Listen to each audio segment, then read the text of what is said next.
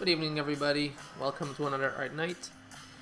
Tonight we're going to be going a little bit retro. You can see that I've gone back in time, and we're going to try and do something pretty cool. I guess it's kind of old at this point, and this aesthetic is kind of had its time in the sun, and now people are a little bit sick of it. But I still think it's fun to do, and I just enjoy doing it to kill time mostly, which is, you can be creative while killing time. Um, Definitely worst things that you can do. Um, so the process basically, I'm gonna break it down. It could sound a little bit weird at first, but after you've done it a couple of times, it's really quite basic. Is we take a still image, we break it down in Photoshop into like its different dimensions. So you will have your subject, your foreground, your middle ground, your background, or sometimes you will have more than that, but that's kind of like the basic idea. And then we're going to take those layers, we're going to export the Photoshop file, and then imported it into After Effects. And then in After Effects, we're going to actually add the dimensionality, and then when we pan a virtual camera in After Effects, we're going to get this illusion of movement and dimension. So the still image becomes a video, hence this term 2.5D. It's not exactly flat, but it's an illusion. It's not really 3D. So we're fooling the eye through something called a parallax effect, and I might go over that in a bit more detail as we go. So again, welcome to Art Night. For those of you who don't know what this is, I am trying to create a creative community, people making art together, not necessarily doing the same thing together or working on even the same project or using the same technique even. It's just making that time for people to be creative, something that I struggle with in my life. And so I basically thought, if I'll have a motivation, if I'll have other people who are counting on me to do this, then I'll do it. So you guys are here for me just as much as I'm here for you, if not probably more so even. So well, with that intro, let's jump in. And as usual, you don't need to be following what I'm doing on your screens. Last stream I did was Friday, and I was trying to kind of break away from the Adobe fancy, family of products, and you could just follow and on your computer and do whatever, using whatever free software you have on your computer. Just the text editor is really all you need to make glitch stuff. But with this one, I'm backpedaling and going back to Photoshop and After Effects. So apologies for that. I am a sellout and I am a Photoshop junkie. But what can I do? It helps. Anyway, I just like it. It's a nice software. I know it's bad, but alright. So I'm going to start by just simply looking up an image, and we're going to do like it says on the video description. We're going to kind of go retro, and I like to retouch, maybe visit an old photo of something and try and find that. So I really dig these old photos of like how they used to build skyscrapers, and you have these people constructing the buildings, sometimes just posing like the bear kind of, I'm assuming did not live to see the end of the construction. So yeah, so let's look for something like that. Maybe black and white scaffoldings.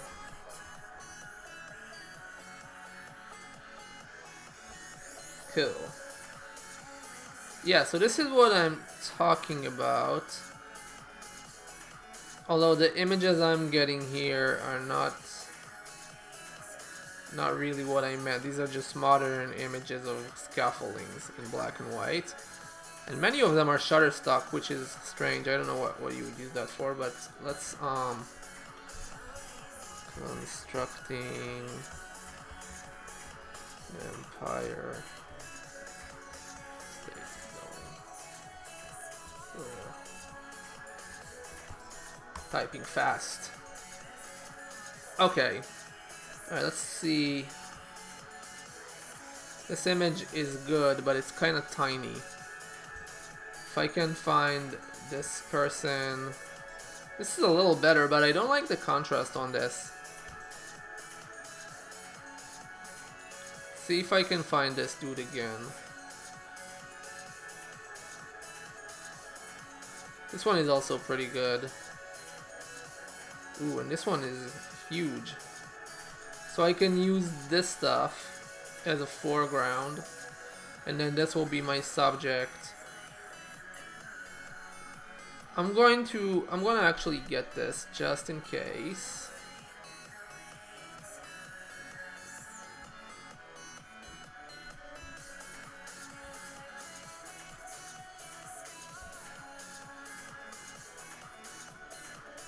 The resolution is quite nice. I think I like this subject better. Where was this? This one. I like this one better because we can animate the arms and body. But if I can't find him again, or if I can't find him in a better resolution, it's going to be this dude on the cables. What about this one? This one is actually not too bad either. I wish there was more definition in the background. I'm gonna get this one as well.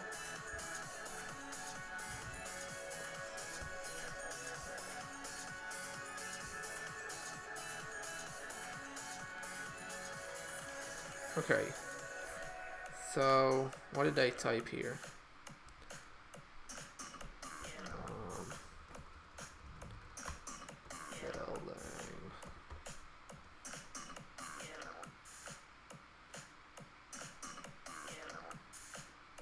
Okay, there we go.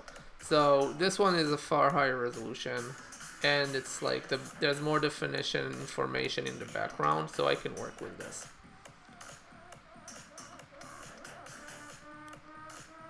Alright. Yeah, this one's good.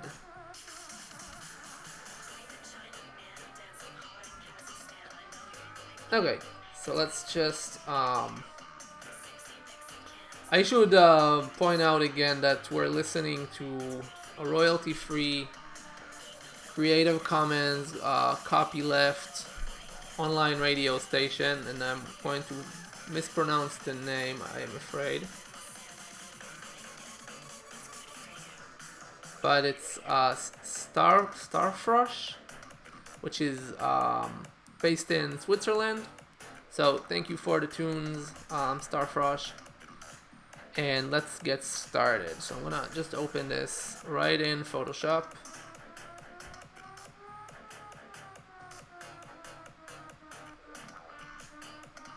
New key.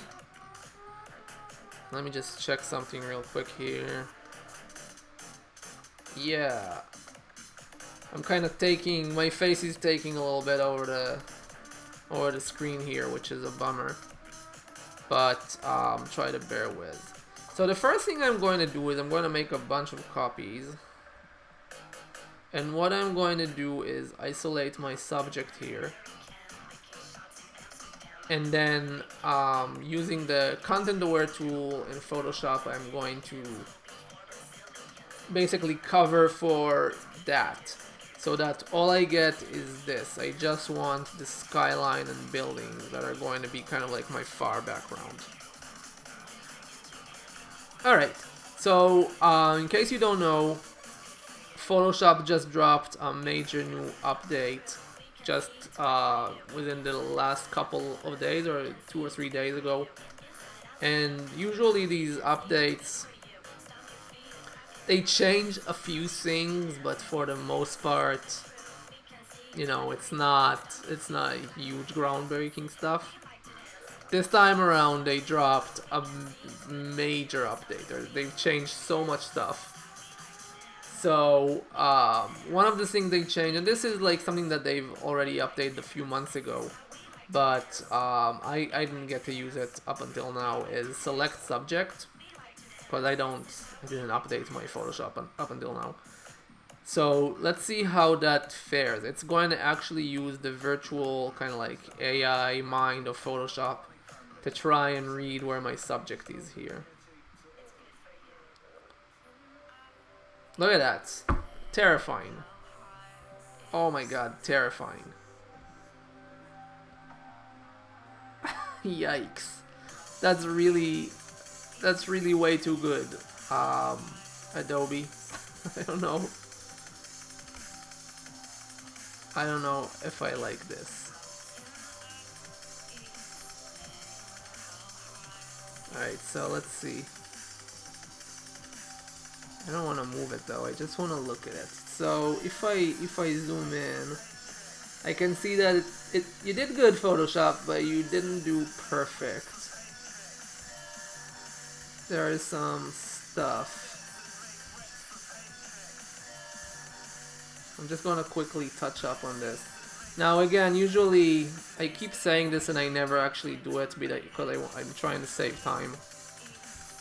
Normally, I would do this kind of fine selection job using the pen tool, is what you should be doing, what you ought to be doing. But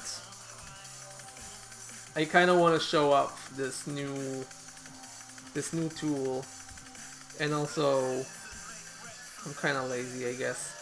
Sorry. Alright, so this is the part where I need to strategize a little bit. Oh, you missed the shoe. Photoshop, come on. Dumb robot AI. Can't even see a shoe. Okay, let's get this. The tip here. There we go.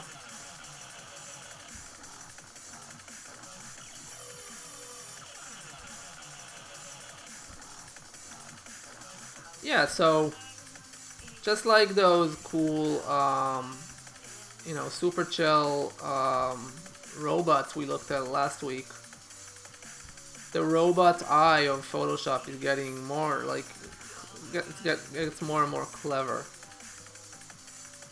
and soon I'll be able to recognize your face from a document, you know, so something to look forward to.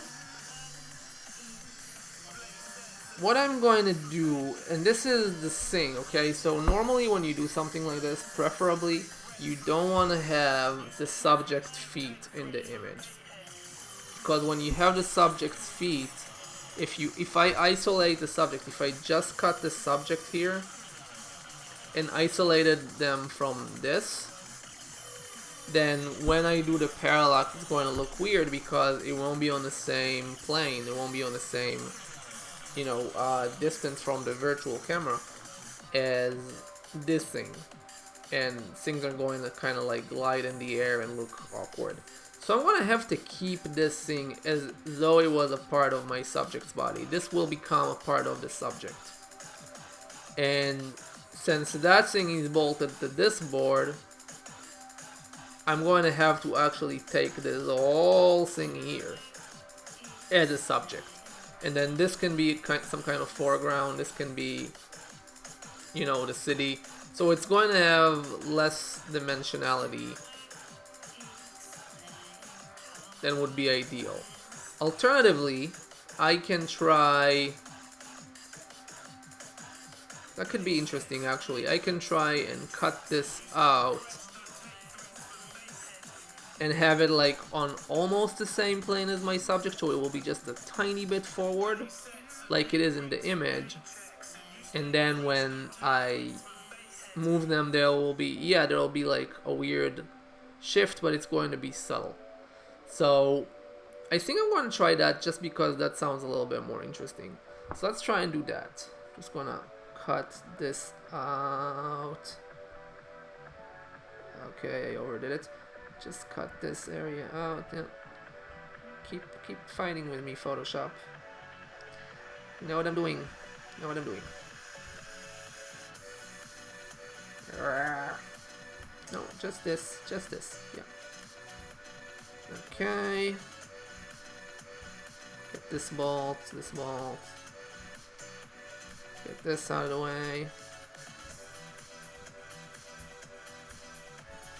And then what we're going to get that's going to be kind of weird is we're going to get this disjointed foot here. This foot that sticks out. But again, I think it's going to be okay because you don't see the actual leg. If for some reason we would have seen the leg and then the leg and the rest of the body would have been on a different plane, that would have been hella weird. That would look bad. Straight up bad. But I think we're okay with what we're doing now. Just this corner. Alright, let's see what I got here.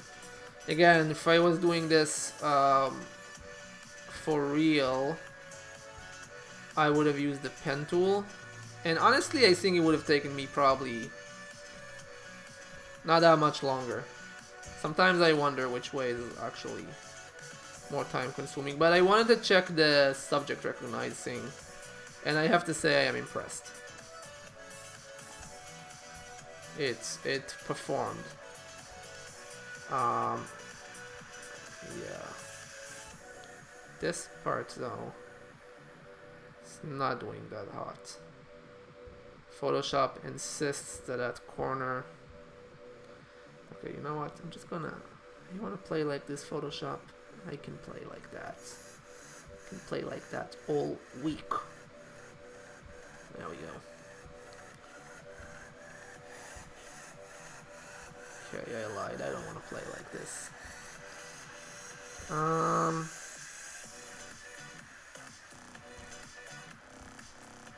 Yeah, I think this is close to where.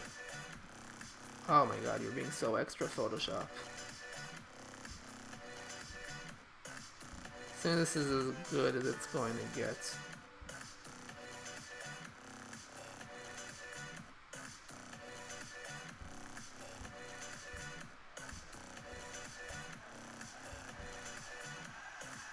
Ah, we were so close. Okay, that's fine. I can live with this.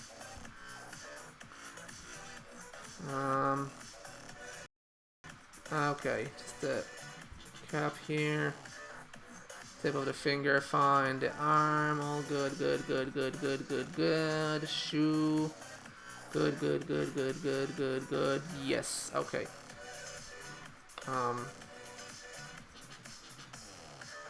Another thing that Adobe changed is the undo function, which most people will tell you is long overdue. The undo in Photoshop is different than the undo in every other Adobe software, and it's been like this for years, and people have complained about it for years. And now finally Adobe was like, okay, you can get your way. Alright, so I want to select the top one here, use this as a mask, and you can see that now I just have my subject selected. Great. So I want to name this subject. Now let's push this back and apply that so that I have it, and then add to this the foreground. So this is going to be kind of like my main background layer. I'm gonna kind of do this maybe the wrong way. You know what I should have done before I did all of this was crop this little Getty Images thing. I did not need that, but you know what? I'll deal with it. I know what I can do. It's all under control. I know what I can do. So okay, so I have this selected, and again, see a few slips here, but nothing too major. I'm gonna get little holes here as well, just to be. Nobody's ever going to notice this in the video, but it's nice to have.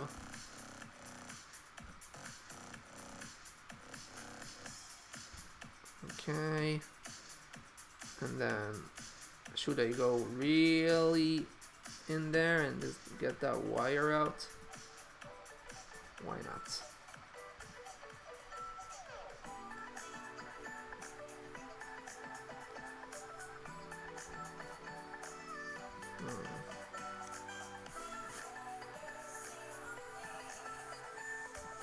Okay. I think that's as close as I'm going to get out of this.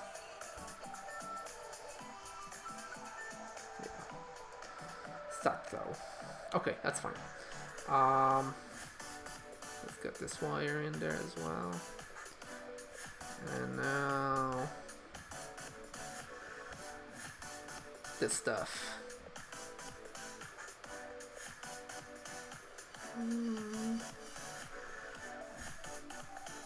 Not too bad, just a little touch here.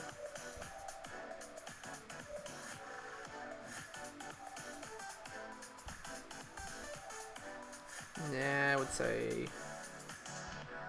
would say this is fine.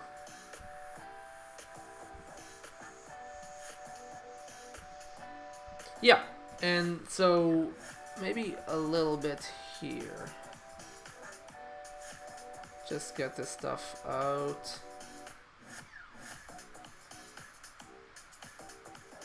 And this stuff out.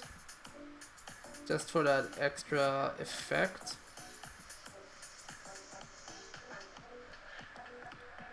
And this stuff. Nope, overdid it.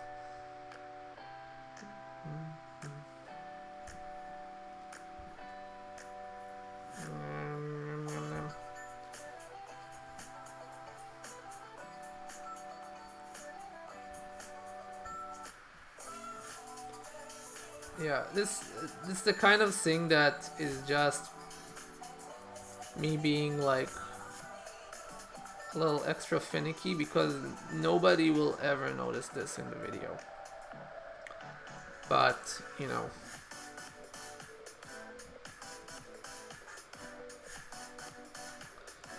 it's just how I like to do. This one keeps slipping out. I don't know. Why is it so hard to hold on to this? Okay.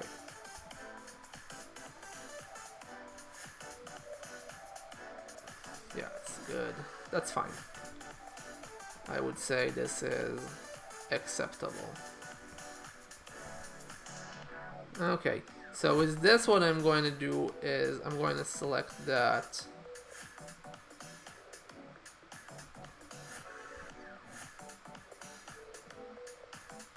And you can see that I indeed... Oh, there's like a little chunk here.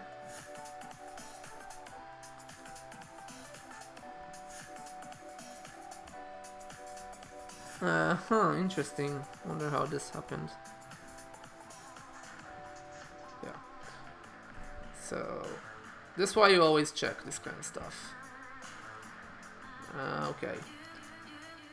Lovely.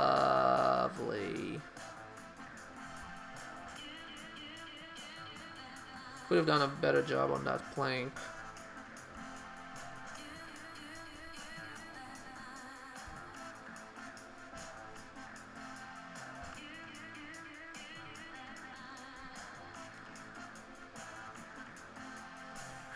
The thing is, it's like kind of like tucking on a blanket. If you pull one side, the other side kind of slips out. Alright, let's see. Yeah, that's what I'm talking about.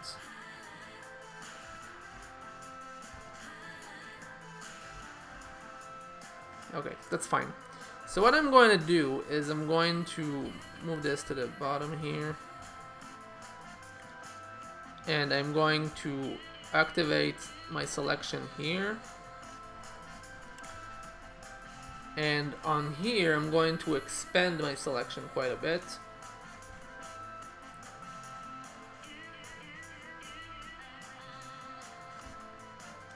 And I'm going to use the Content Aware tool, the new and improved Content Aware tool, to mask out this subject so that I just have a skyline. So let's see how that does.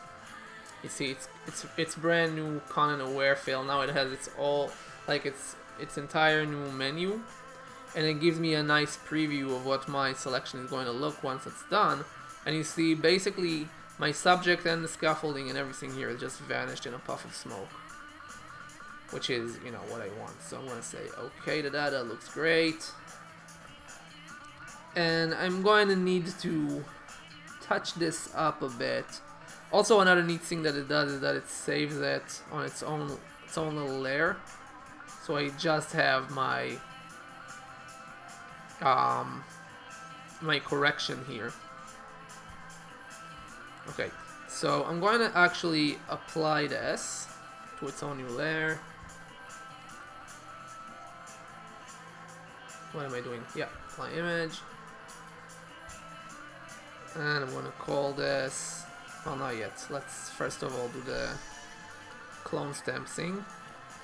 I don't need these two anymore unless I mess up, and then it's good to have them back. Always work non-destructively if you can. For most processes in Photoshop, you can work non-destructively, so, you know, why not? I'm gonna brush a bit bigger. Okay, and current and below, yeah, love it. So let's get some of the skyline over here. And my purpose here is simply to create interest.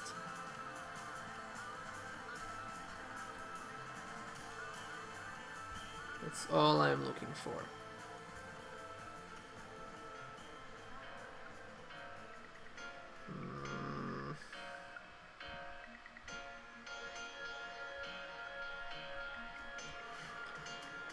Great.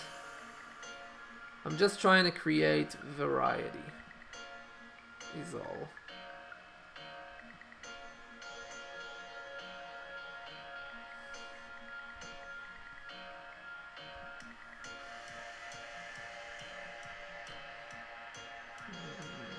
Some repetition here, which I'm not too crazy about, but let's try and kind of break that here a bit.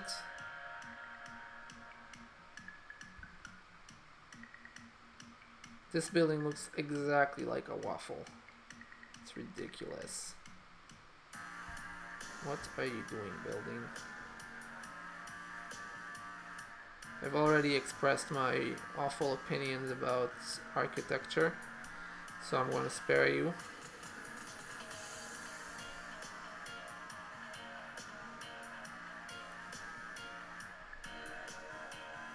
Yeah, so I'm not too concerned about this because this part is not going to be seen. Remember, this is where my my actual subject is going to go. So if I bring that back up, you see the areas that are problematic here are going to be covered under the scaffoldings. So you won't, all you're going to see from this is like a little bit when the screen shifts. And again, it's going to be like, this is going to be like a 10-second video at best, so it's not going to be a big deal. Okay, so oh, goodness, I'm going to deselect my subject from my middle ground here. This is going to be my middle ground, and then if I just hide these two for a second, I'm going to actually create another copy again and apply image. And this is going to be my background. So I don't need this stuff again unless I mess up. Background. This is not really middle ground so much as it is foreground. It's going to be actually before my subject. So this comes in first, then the subject. I'm going to take my subject here, and I'm going to basically delete that from my middle ground to create my middle ground. So if I go to a selection tool here, whoops.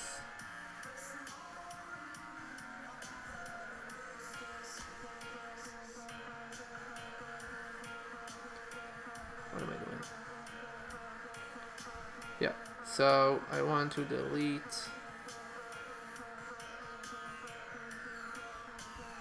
this. God damn it.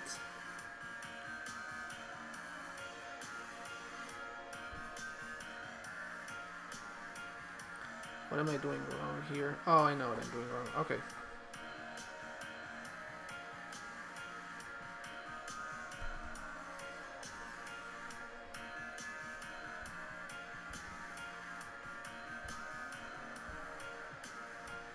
So, Command Shift.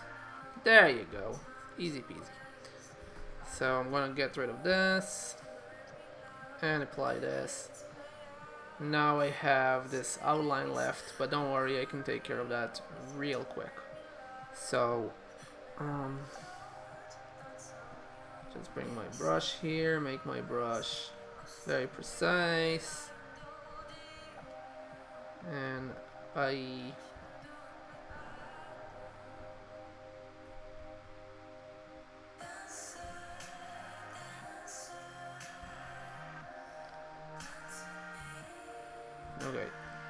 So I have my subject separated from my middle ground, or foreground rather, and then my foreground is on its own, and then I have my background.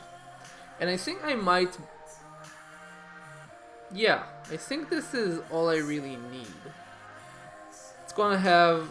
maybe, actually, from this foreground, I'm actually gonna do even a closer foreground for this, just this one playing here, just to create that extra dimension. Say that's probably fine. Just get that little bit here.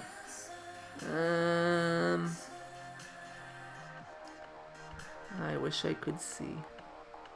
Okay, yeah, it looks fine. Let me just quickly.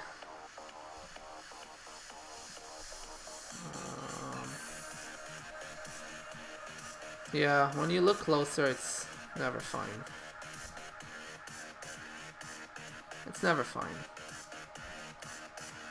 Okay, that's good enough. Just don't look that close. That's the solution.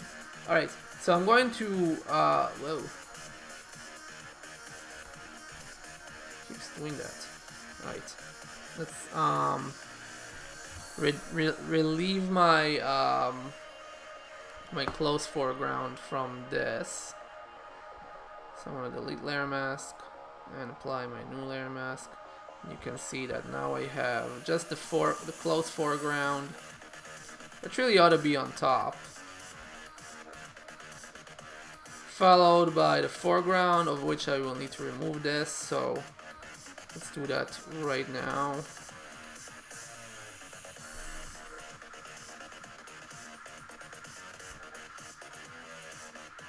So I have this now. And then finally my subject and the background. Okay, cool. So now what I'm going to do is I'm going to crop that little Getty Images thing out because it's in my face. And this is another cool thing that they changed in Photoshop. Now I just click anywhere and it's just gonna approve the crop. I don't need to like enter it in. Okay, so I got that, and that's going to apply to everything. Now, let's real quick look at this.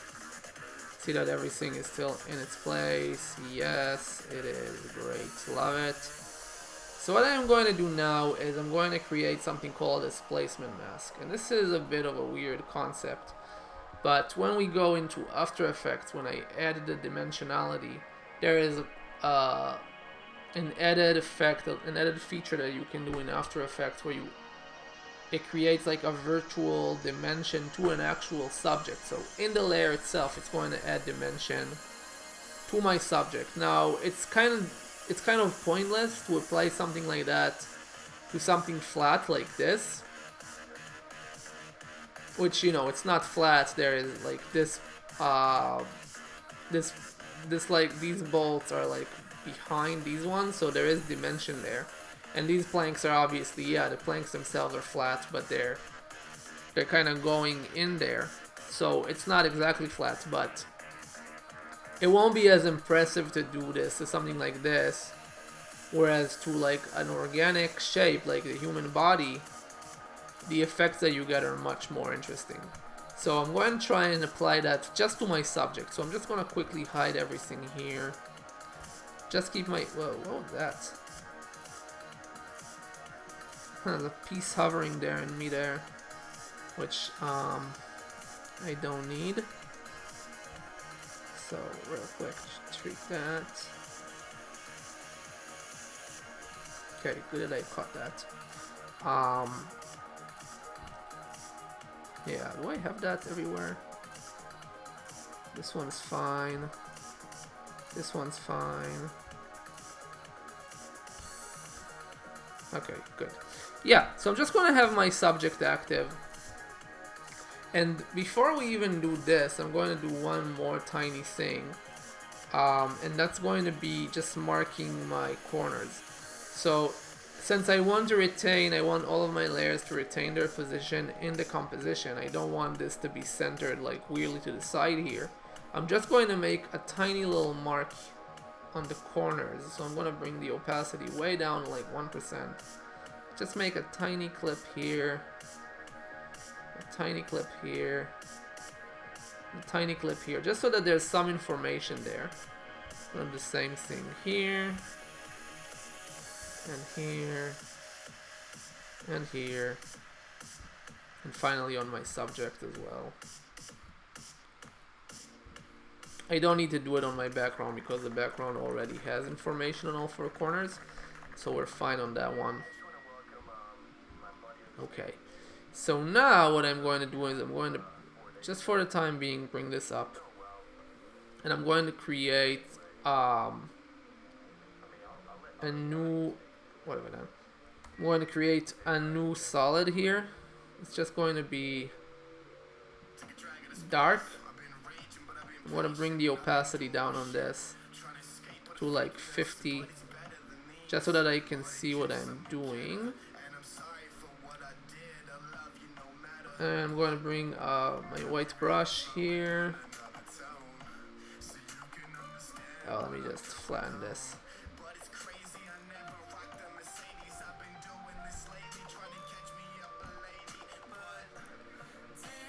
And I don't need this. Okay, and I don't need any smoothing. And the opacity, I'm just going to bring to like 20% here.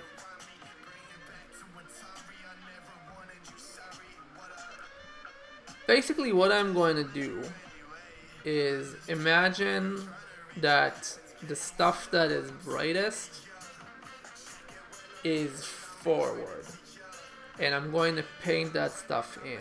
So let's say that I want this tip of the shoe to be a little bit forward than the rest here.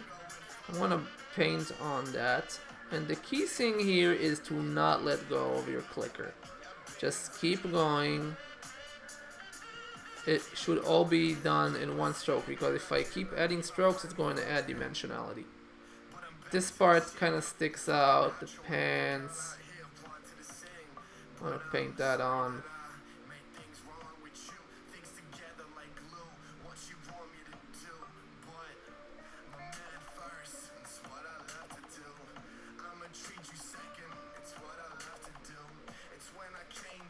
There we go.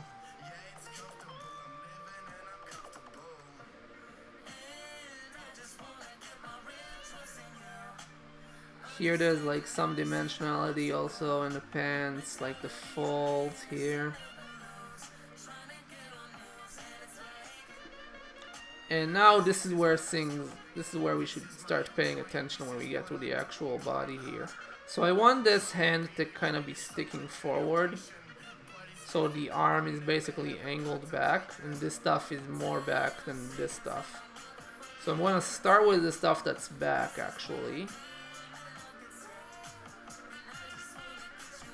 I'm just going to cover all of this.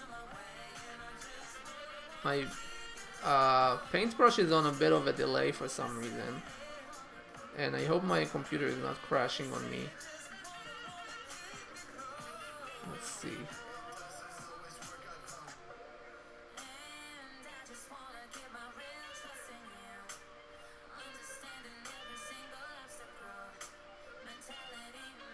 Trying to get everything covered for that first. This is just the first coat of paint. The dimension is going to be, this is also already going to give it like a tiny bit of dimensionality, but the real effect is going to happen when we continue to coat this a second and third and fourth and fifth time. Then that's what's really going to create the gradation. Okay.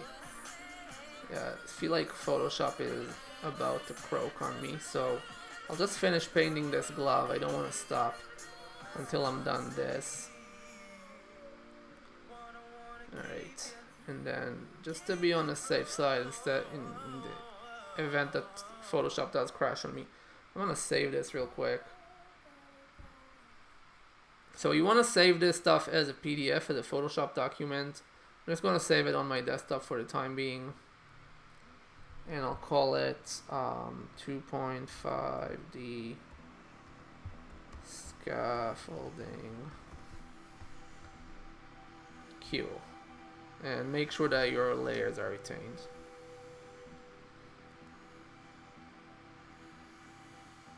Yeah, fine. And this one is going to be named DM for displacement map. Okay, so I'm just going to keep painting on here. So there's like, I would say this part of the body is like kind of sticking out more because the body is leaning this way. So this side is like more ahead than this side. So I'm going to add some dimension there.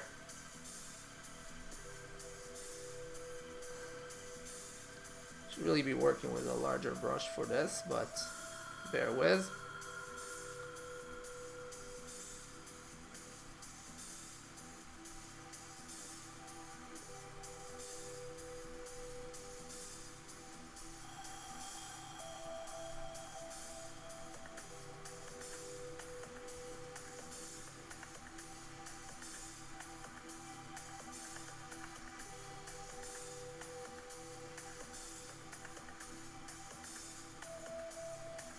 Come on.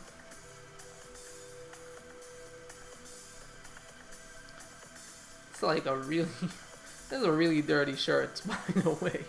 It's really hard to tell where I painted before, and it's just wearing is just like a stain on the actual shirt he's wearing. But let's try and get like the curve here. And this area is where it's going to like kind of follow the outline of the shoulder, so it's going to bend back again. I'm just going to avoid that. Okay, that's fine. Now let's actually increase the size of my brush and do the arm. So the arm is going to emerge forward from here. It's kind of coming out of the shadow, sticking forward. So I want to paint that. Don't worry about going outside of the line, because After Effects is not going to register anything outside of the alpha anyway, outside of that where it has information. So I can like paint, you know, I can paint wildly like over here and it won't do anything. It's perfectly fine. Okay, so here the head is going to be where I want to pay the most attention. Your subject's face is always going to be the center of attention with stuff like this.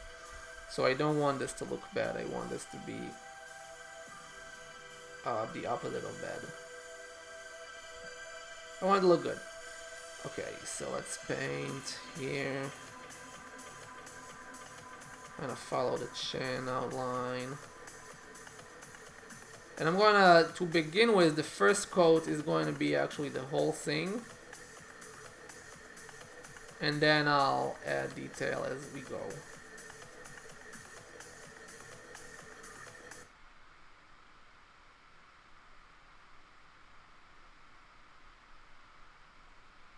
Okay.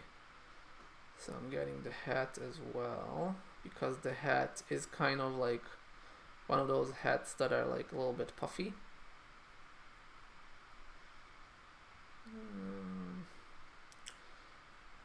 Yeah.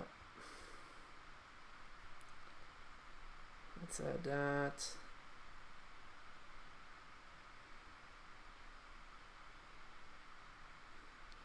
I know this stuff is not exactly thrilling to watch, not exactly exhilarating, but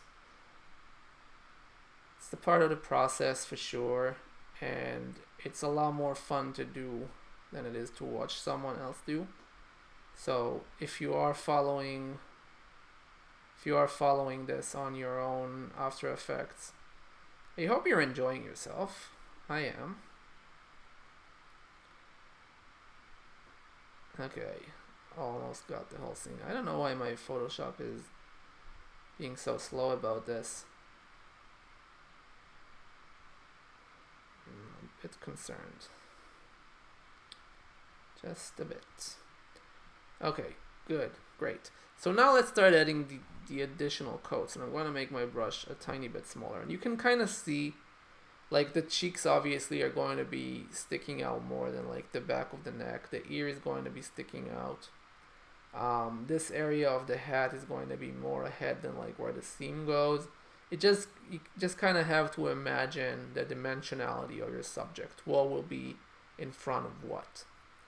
So like the upper lip is going to be, and the lips in general are going to be like more ahead than the lower lip. And then I'm going to follow the chin here and kind of turn that into the cheek line.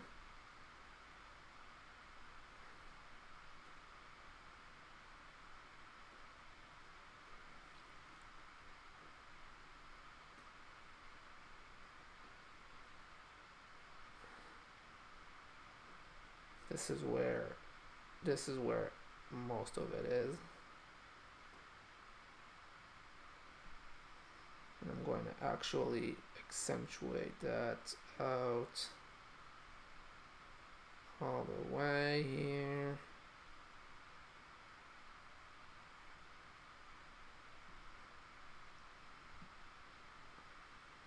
So that I don't need to worry about the cheeks again. And then the outside of the ear, I'm just gonna make my brush quite small.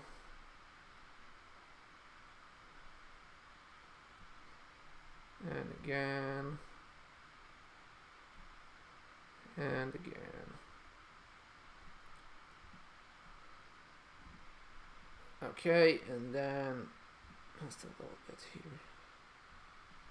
And the lips here. Maybe like the outline of the jawline. There's a little bit of definition. There we go. That's all you need really. Make the nose a little bit more pronounced. Mostly the nostril and also here. And then it's pretty much all of it, I would say. Maybe a little bit here. And then let's do the hat. So this area will be further ahead than the seam, not by a lot. and then this is where it will kind of get puffier. So again, I should have worked with like a larger brush, but that's fine.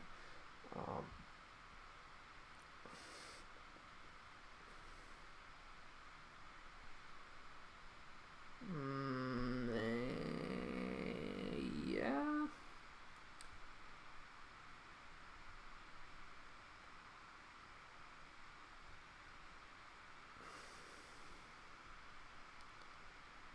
What happened to my radio? Am I still in this?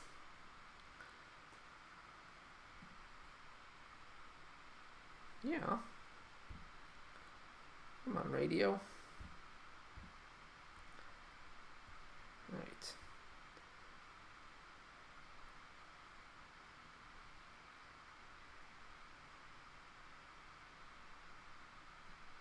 Okay, let's puff this out.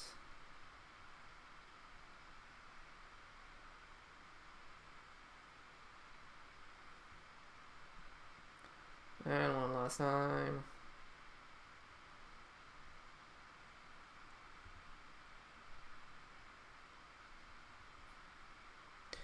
Good. So that was kind of like, this is the part that you want to pay most attention to, is the face.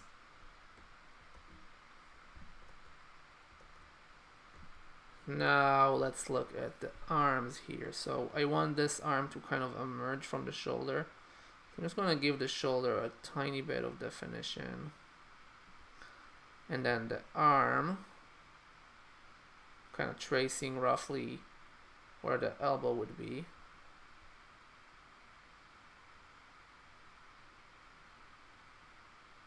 Whatever happened to my radio? I want to check on that once I'm done this, if it doesn't come back.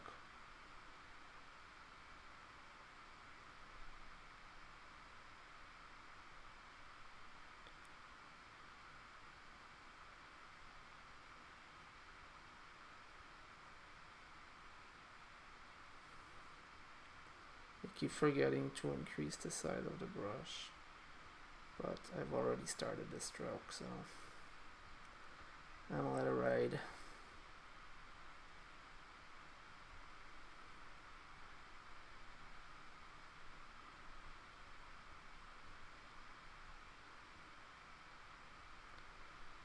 Okay, let's get the stuff.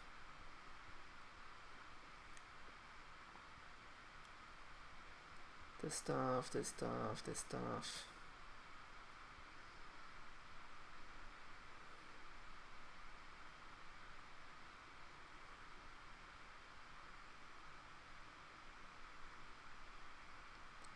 Get all of that, and it's gonna be worth it. Okay, now I'll make my brush bigger, and I'm going to do just the glove.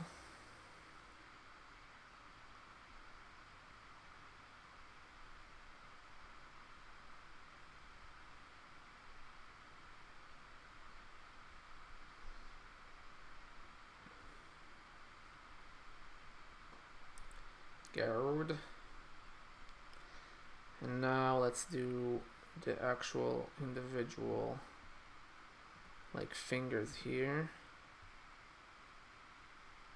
So this finger is kind of ahead, and I would say it's probably on the same level as this finger. And this finger, kind of painting just from like the knuckles, and then this finger obviously sticks out, so it's going to be on its own.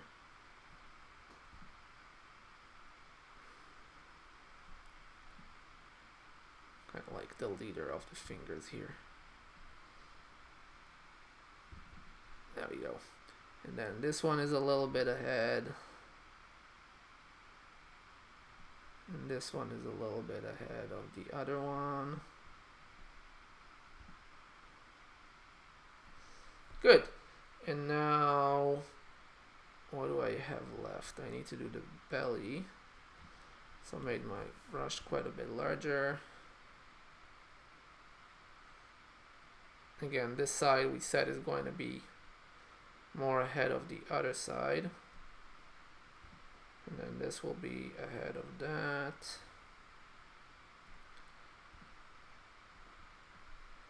And create that dimensionality of the body.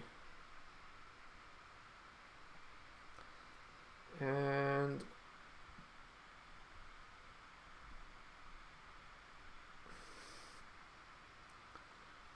make the brush small again.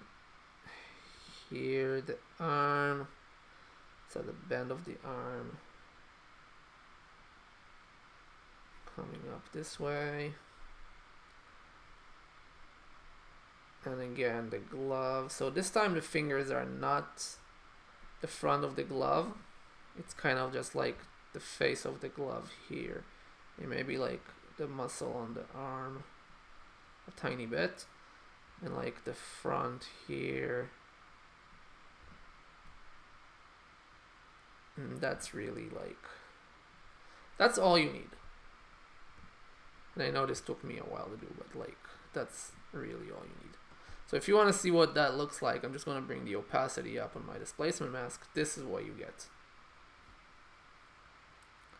And again, don't worry about painting outside of the lines. It won't matter. But if it is a concern, you can, you know, just just apply a layer mask and get rid of that. And then like apply a new solid background. It's going to be totally black. And have that on that. And apply image.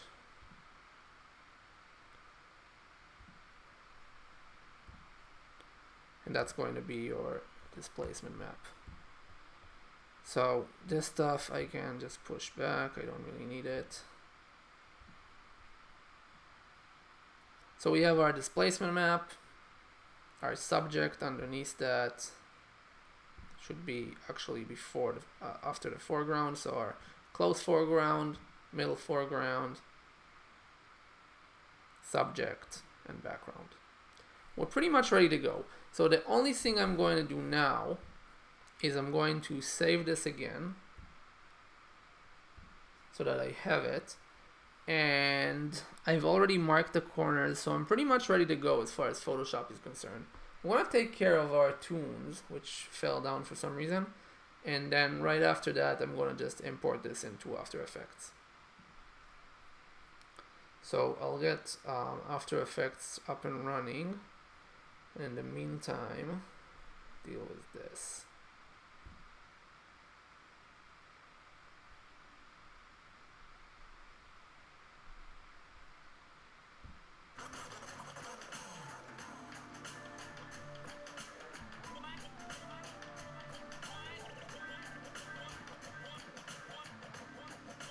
Alright, nice, it's working.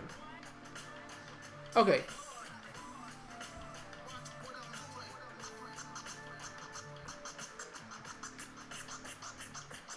So I'm going to import what I've got from Photoshop into After Effects.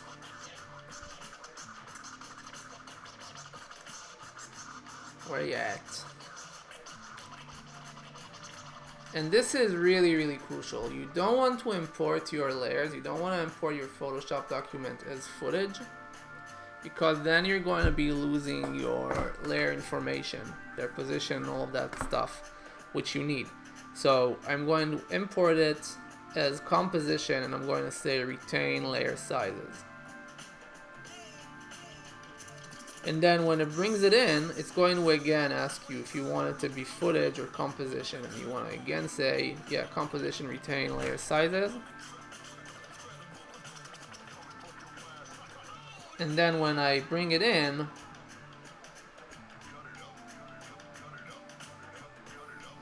oh, I forgot to create a composition. Yeah, so let's do that real quick. Seems fine. I'm probably going to adjust that. Okay, So I have my information here now. And I'm going to just get rid of that. And start arranging things in their place. So we're gonna have our close foreground in the beginning, followed closely by the foreground, followed closely by the subject, and then we have our background. Everything seems to be in order. We'll make this fit, and all of these other layers that I have here I don't really need for what I'm doing in After Effects. The reason why I kept them is it's just good practice in Photoshop, but I don't really need them for what I'm doing now, so I'm gonna make my viewer slightly bigger instead.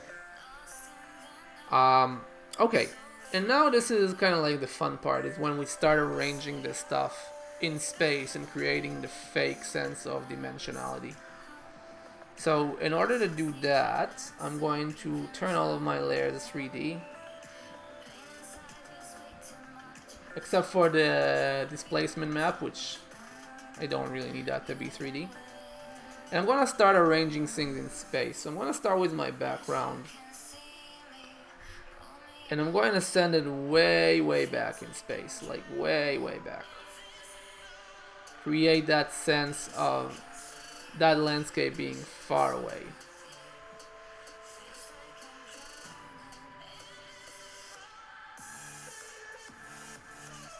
So I think maybe 2000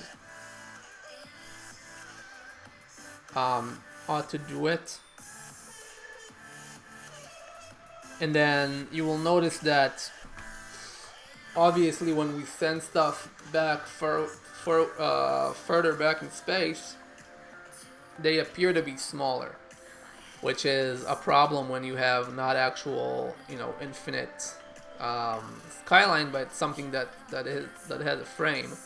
So we need to take care of that. So what I'm going to do is I'm going to scale it up so that it fits. And I'm going to deliberately give myself a little bit of leeway here, because when we start moving the camera, I don't want to like step out of bounds with this. Okay, great. So now I'm going to do the same thing with my subject here. So I'm going to send that in space.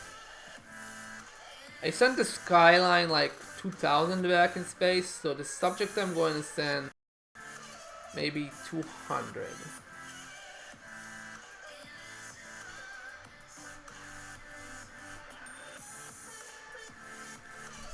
And again, I'm running into the same problem where right now it's kind of like Wile E. Coyote hovering in the air. I'm going to need to make it, I'm going to have to compensate for what I lost in terms of distance by making this like bigger in scale. So again, this is like, we're creating an illusion. We're creating just an optical illusion. And again, I'm going to give myself a little bit of leeway. So I'm making my subject actually quite a bit larger than what it needs to be. I want to bring it up to like 120. Alright, so next up is my middle foreground.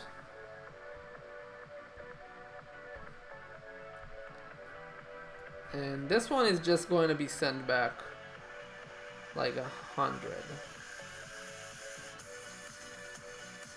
Or actually, let's keep it at 0.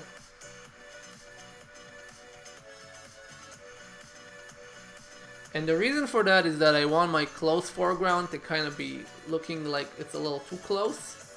And I'll maybe even drop like a little bit of a blur on it, so it looks like it's kind of like obstructing the camera almost. But I'm still going to have to scale this up, even though we haven't really adjusted it in space at all. So I'm going to bring it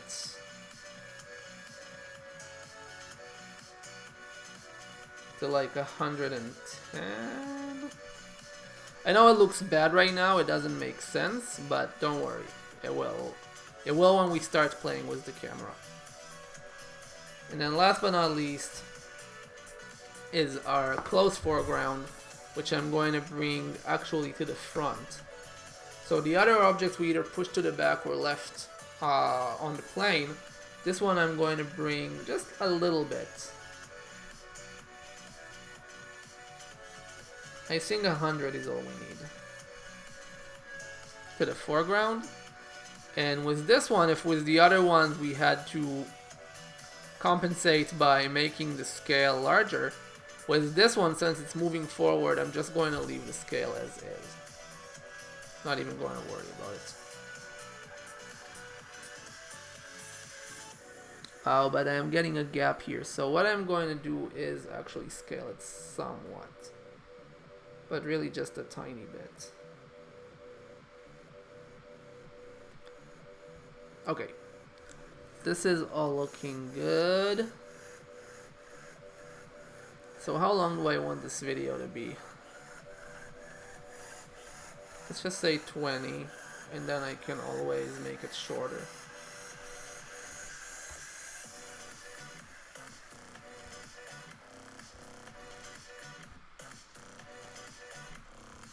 Okay. Now is when kind of like the fun parts begin. So I'm going to bring my camera in.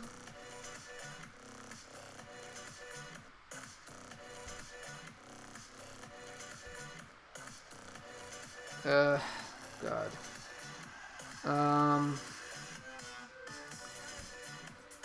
Let's get like a 28mm. Enable depth of field. I'm pretty sure my computer is going to fail on me, but fingers crossed it won't.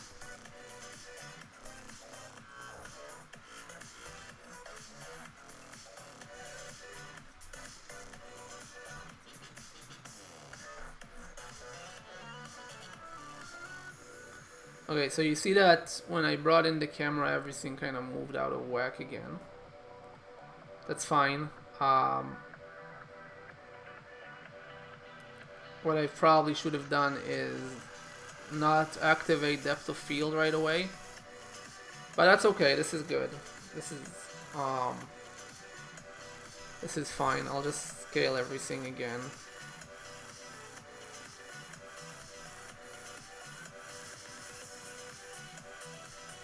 So that it works. Let's just bring this all the way up to 300.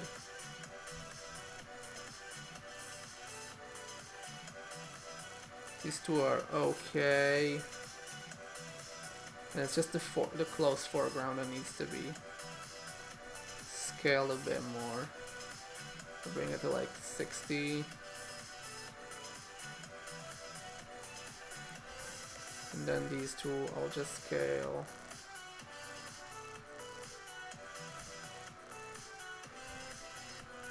A tiny bit.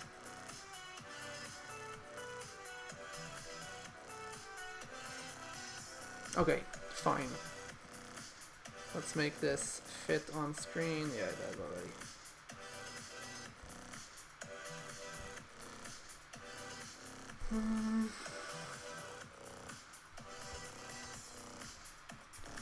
Okay, so this looks fine. Now let's start animating our camera. So I'm not going to actually animate the camera itself. What I'm going to do is tie it to a null object and animate the null object, because I want to be able to move my camera to actually move in. So let's get our null object in here. And this is, I think, just enough. Yeah, this is just enough for what I need to do.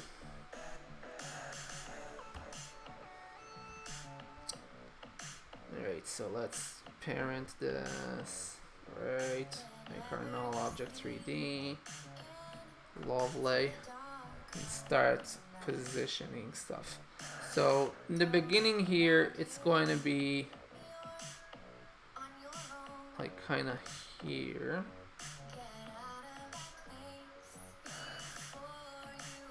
And you can see as I'm moving this, you can see what I mean when I talk about a parallax effect. Because things are located differently in virtual space, they're going to be moving at different speed. They appear to be moving at different speed because they're closer or further away.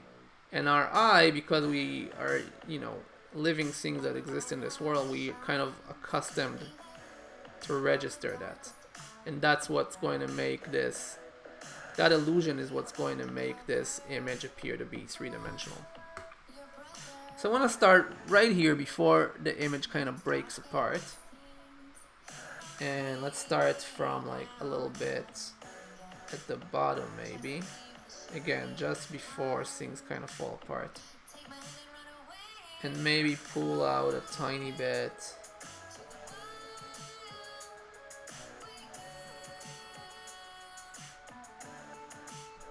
Okay, that's fine. And then by the end of this thing,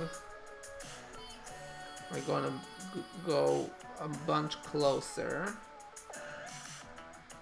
Kind of zoom on our subject here. I would say 200. Let's make it 300. It's going to be enough. And move up quite a bit. Oh, you know what? I overdid it.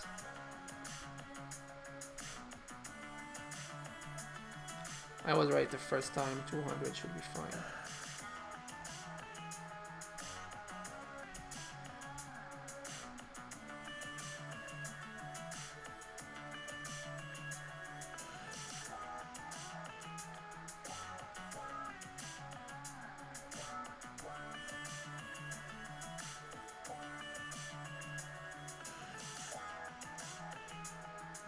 I want my subject to be kind of like dead center,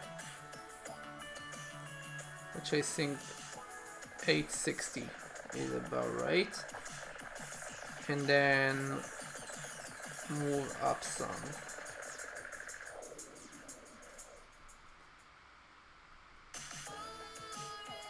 So about 500 should do it. Okay, so let's see what we get here. And if at any point it looks bad.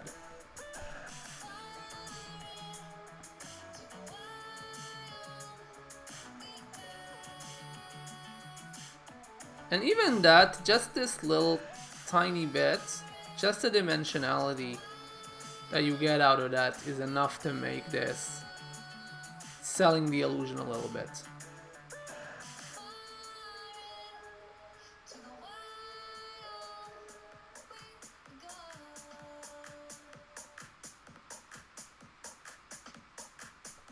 I would say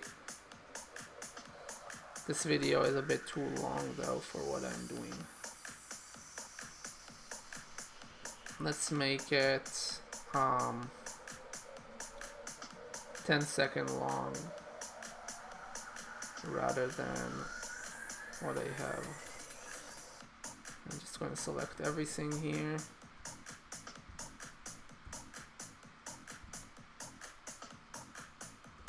Okay, so let's see what this looks like now.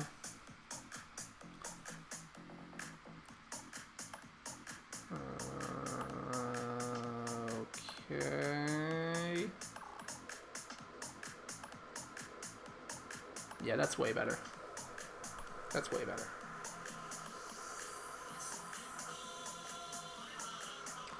Okay, so now let's start creating the animation on the subject here.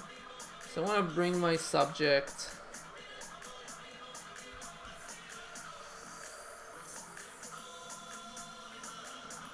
out on its own and zoom in some so that I can see what I'm doing. I'm going to start animating this thing. So let's create some pins. I have one here, another one here, another one here, And one for the tip of the head, one kind of base of the head, shoulder, elbow, wrist. Okay. Kind of like center of the body, I guess. Base of the body. Then the leg, ankle, the tip of the foot. That's really all you need. Maybe I'll put one for like the shirt and create like the shirt is moving. But this is, I mean, this is kind of like a loose shirt, I would say, but you don't really have to do that. Then let's look at the mesh.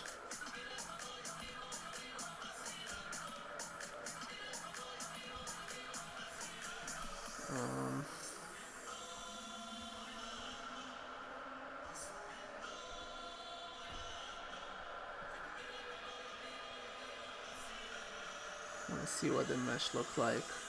So this should be quite rigid. This should be quite rigid. The head should obviously be very rigid.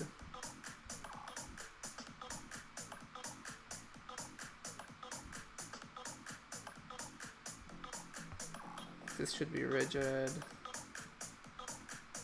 This should be rigid.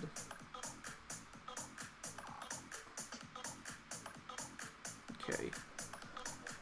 And then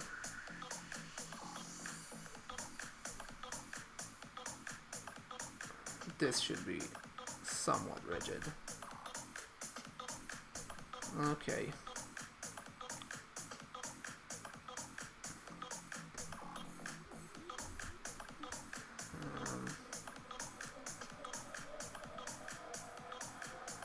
So let's start animating this thing.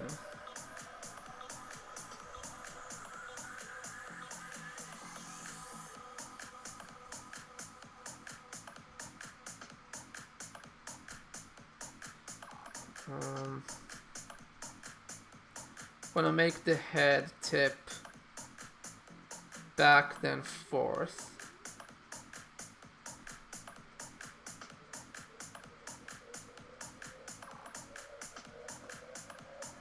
Ever so slightly.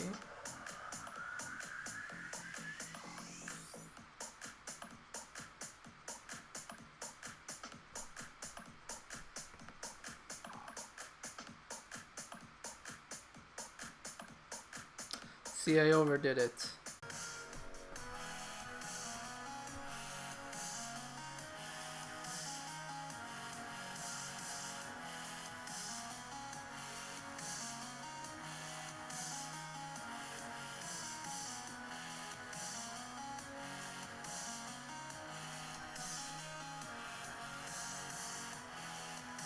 Okay. I think like this time I underdid it.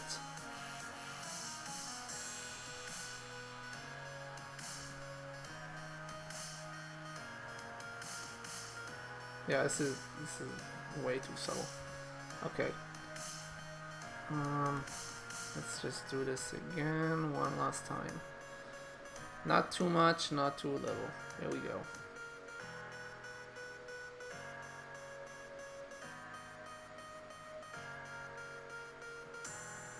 Just enough to register.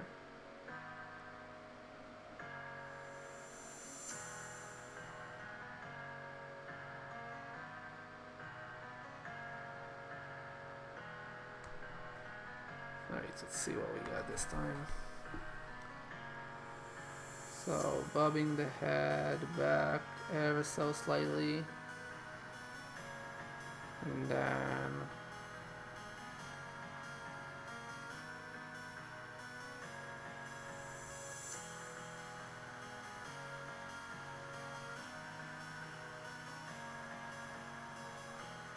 yeah, that's fine. That's acceptable. Towards the end there, the head gets a little pointy.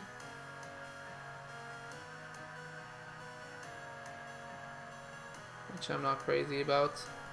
I'm just gonna do it one last time, sorry. It's like knocking the head back is easy enough. but then bringing it forward is where I choke.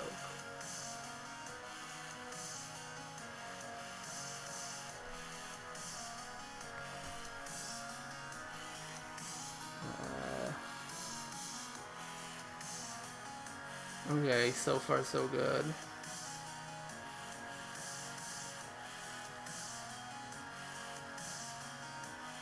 And we're going forward.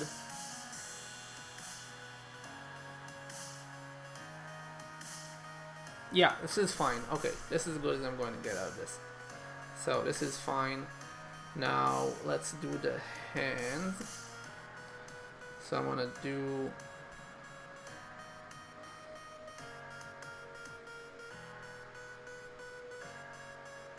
First of all, I'm going to make the arm kind of swing down.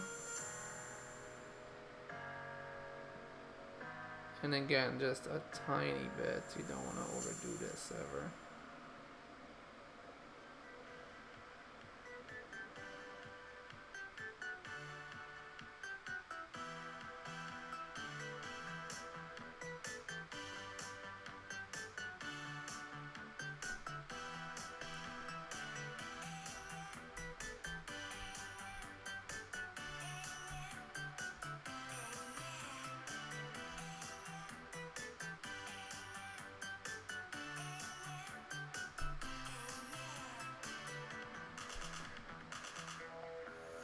Okay, that did not register at all. Oh yeah, it did. Okay. Is it just really subtle? Like really way too subtle?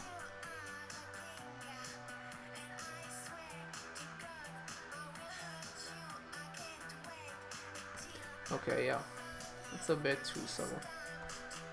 So let's do this again.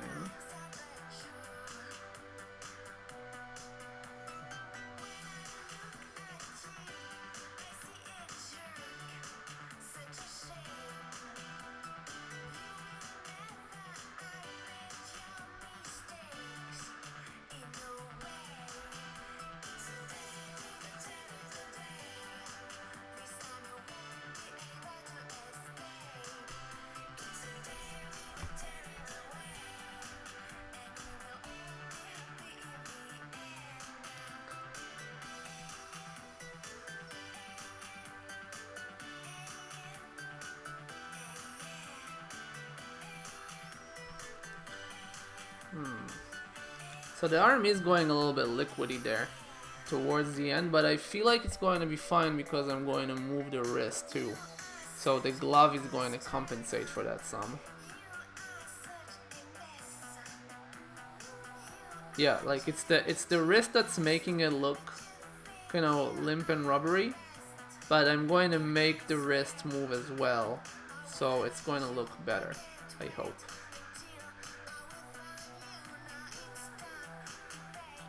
So to that effect. Oh no. I just need this. Just this.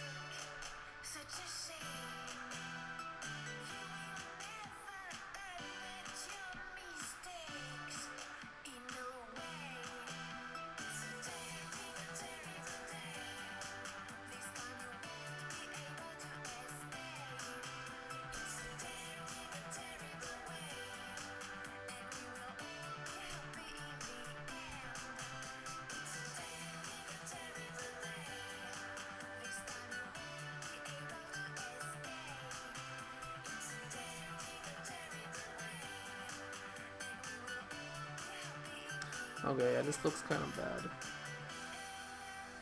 The second half of it looks fine. It's just that I think that I like overswung the hand a bit in the beginning.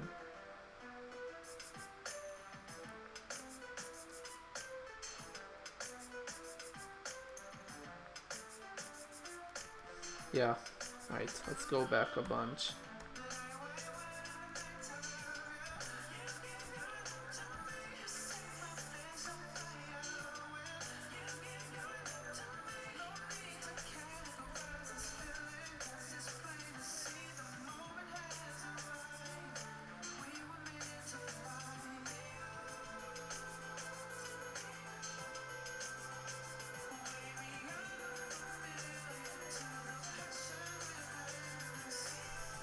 Right. Mm.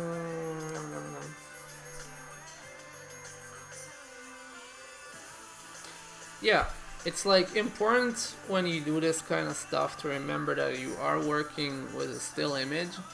So the animation is there to create the illusion of it looking like video, but really you don't ever want it to look too goofy, to look too like we're just, you know, working with like a puppet. This is good. This is as good as it's going to be. Because if I make it more exaggerated than that, it's just not going to look real anymore. Okay, so now I'll just animate the glove a tiny bit, and that'll be that.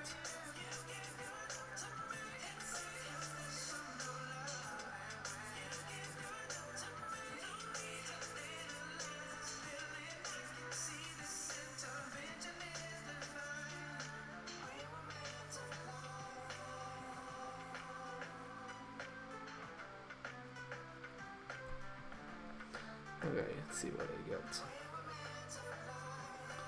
Yeah, so it's kind of now following, or complementing rather, the trajectory of the arm. So if I was to move my arm, the wrist would kind of like, especially if you swung it, you want the wrist to be like a little bit behind. Okay, let's see what this looks like in real time.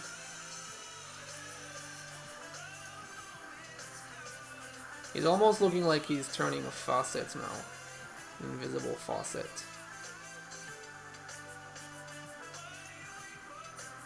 I can live with that. Okay, now let's take care of this hand.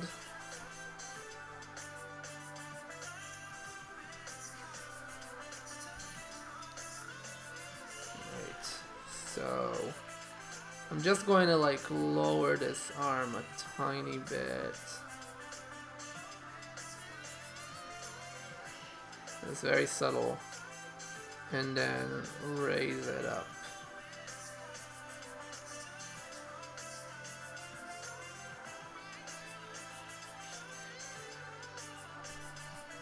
Let's see what that looks like.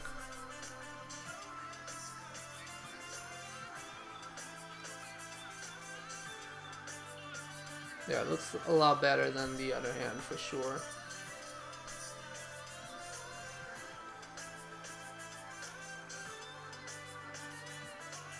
Yeah. And then it's going up, which is dandy. Love it. Alright, now this probably be the last thing I do here is just the hand. I'm gonna have it like when the arm goes down, it's gonna move closer and then swing back.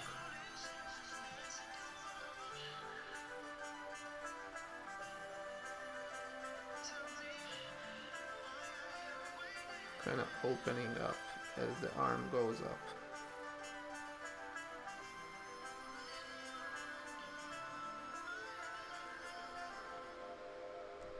Right. So let's see what this looks like. So the arm goes down.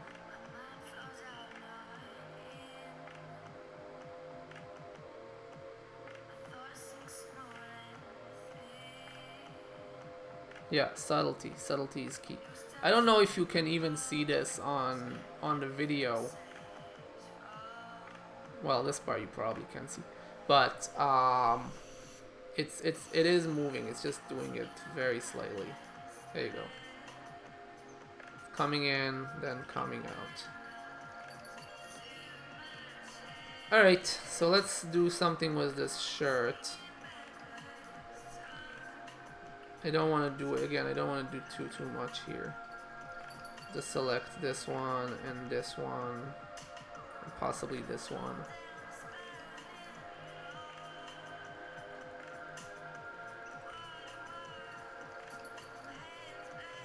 And you want to breathe out.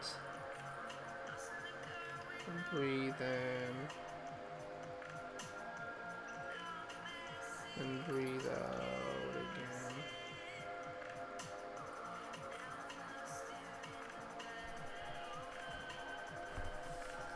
As to create that sense of motion in the body, not just the arms.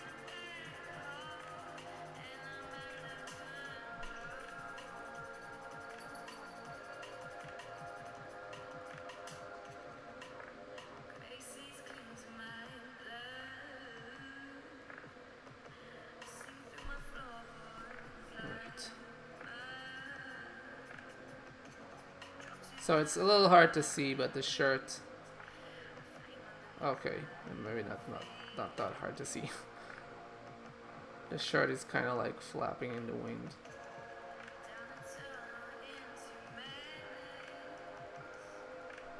Alright, probably overdid it a bit, but...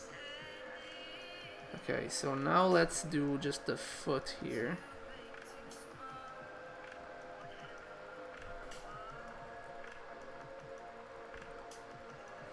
Okay. And this is just going to be like a subtle tap, like it's just going to raise its foot up, is all.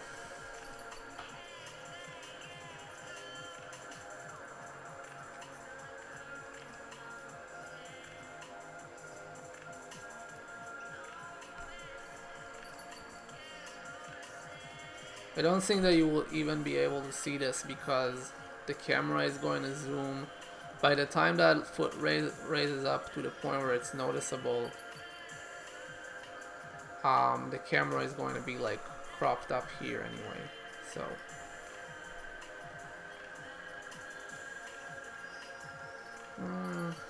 Well, we'll see. So let's do like just a quick overview of what the whole thing looks like.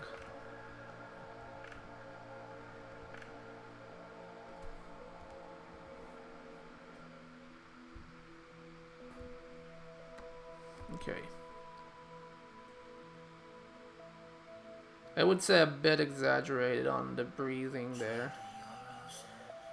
Looks like he has a parasitic twin that's like moving inside his body or something. But gotta raise awareness to the issues, I guess. Okay.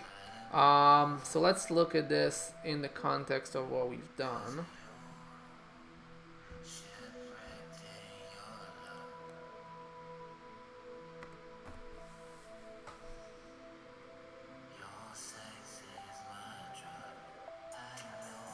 Now this thing looks a lot more like a video, looks a lot more alive.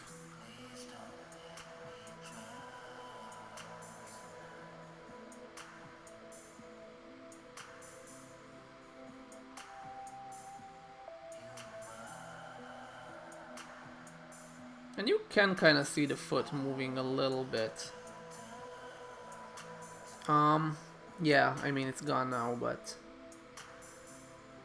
let's see it again in full speed.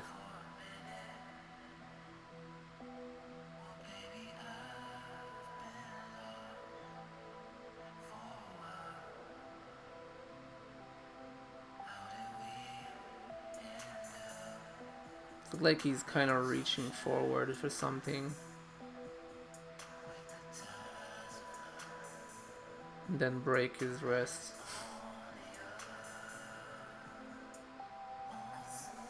Alright, so the last thing I'm going to do is use that displacement mask, and I'm going to create the displacement effect on my subject. So I'm going to bring all of this stuff in, select my subject, the displacement map, that's the one. So displacement map layer,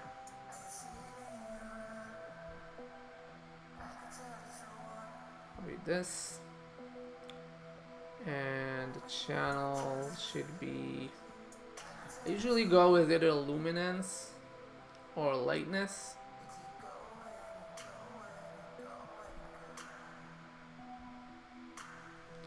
Let's just zoom in there so that they can see what I'm doing. The most important part is the face. The body is going to look okay either way. And you can see the displacement is already kind of happening along the lines of like where I broke it. So I'm going to start and see where I can begin here. So I'm going to make keyframes in the beginning. Bring this down to 0 for the beginning. And this one is 0. So the beginning is just going to be nothing.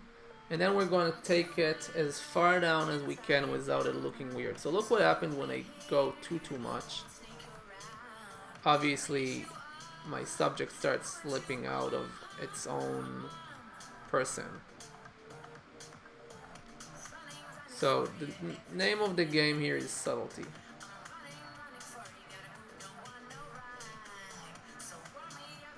Oh, and you know what I did, which is bad?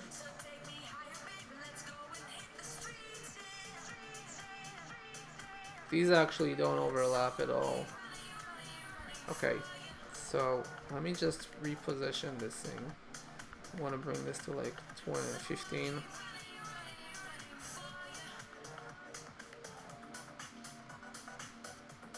And bring the position down on this.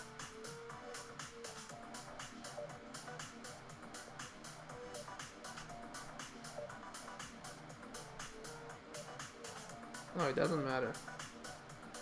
Okay.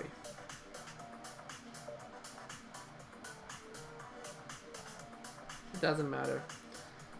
Just as long as they're not locked. Okay. Fine, never mind.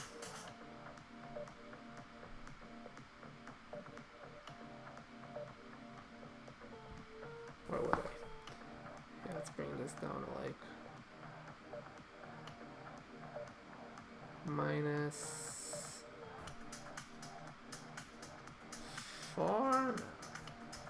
That's too much. Minus 2. And on the vertical one,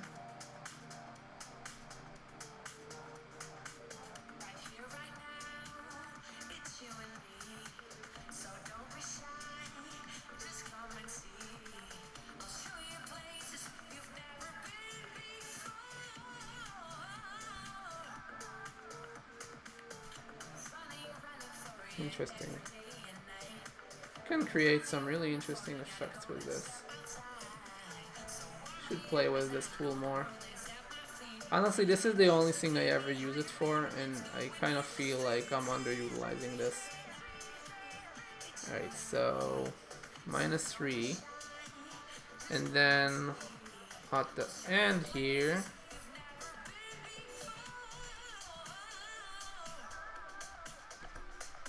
let's go on the other spectrum, minus 4.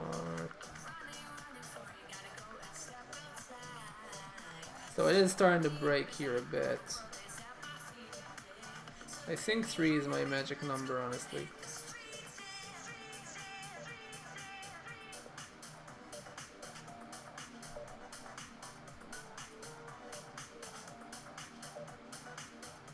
Anything beyond that, I'm gonna start getting those nasty zigzags. Oh, and here the arm is like falling apart. I don't need that.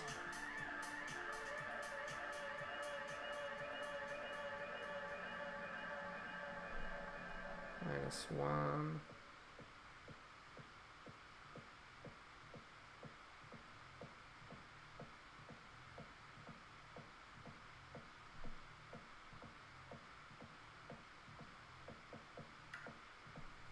I think minus 1 is all it's going to allow me. So it started from minus 3 to minus 1. Alright, let's see what that looks like.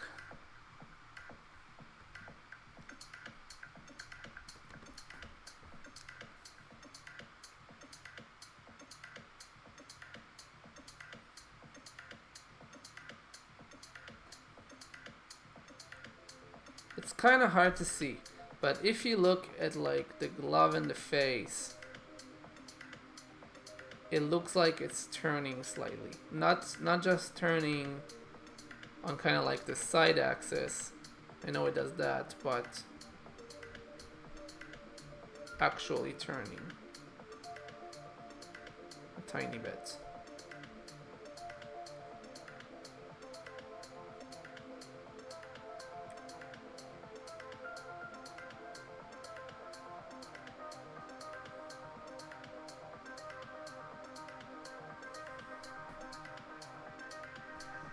Okay, I would do... I think I can get one of these to -4 at least.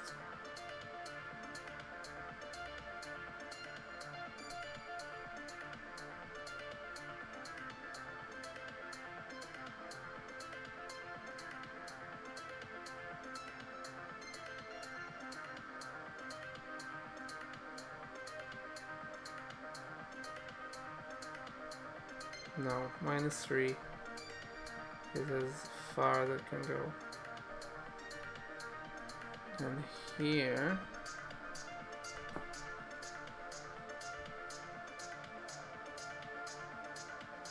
zero is fine, I would say. And here,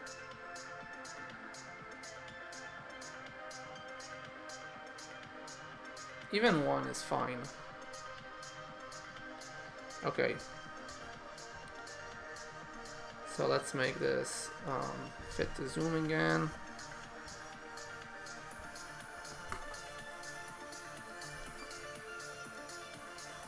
Yeah, so this is the process at its like bare, kind of like bare essential of the process.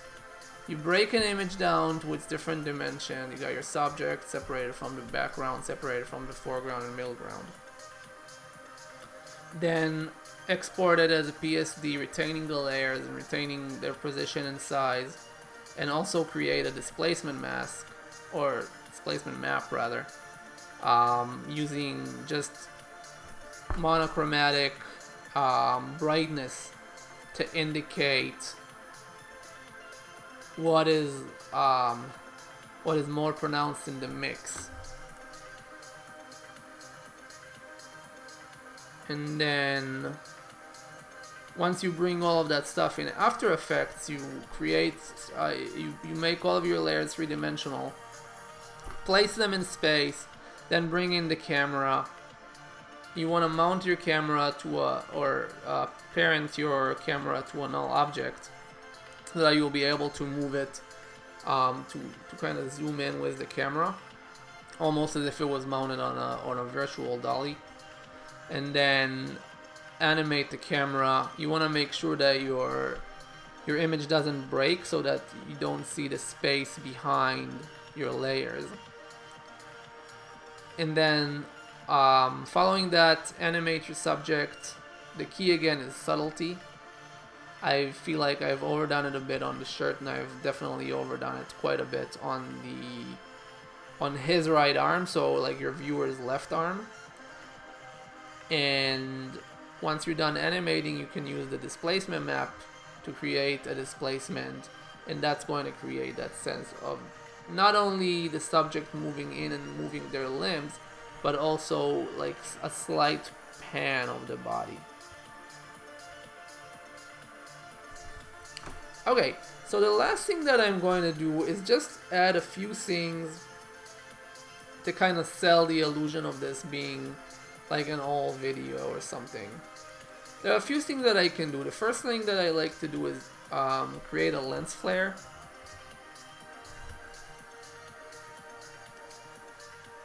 And I'm going to apply that, I guess, to the whole thing. So I'll create an adjustment layer.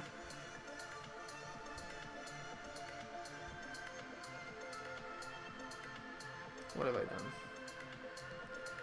What have I done?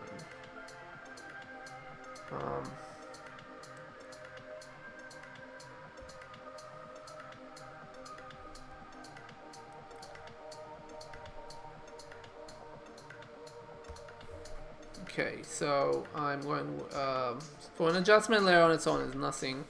I'm just going to mount the lens flare on here. Now let's look at this flare.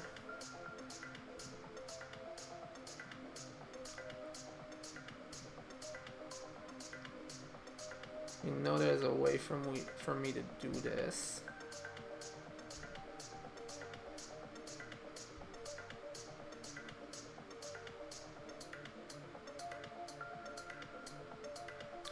There it is.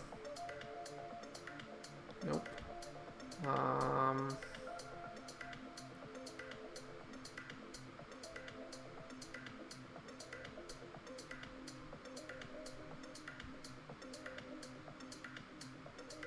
Huh. Okay. I guess I'm wrong. I remember that there was a way for me to do this. So I guess I got 28mm. This is not going to be true to the camera type at all, but whatever. And then just going to desaturate this.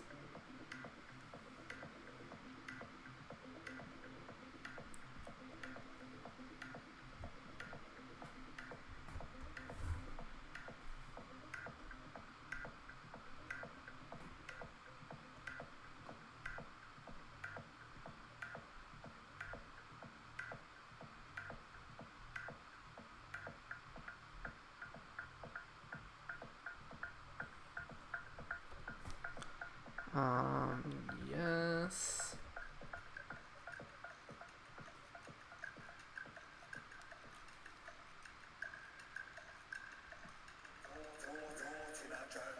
Okay.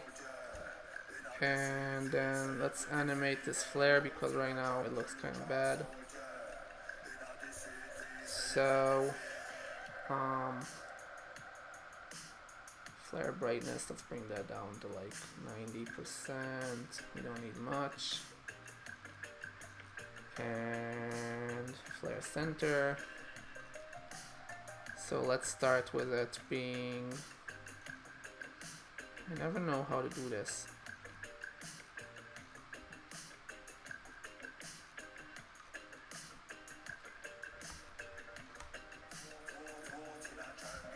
Yeah.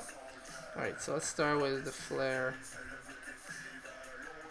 being kind of far out here. And then bring it across.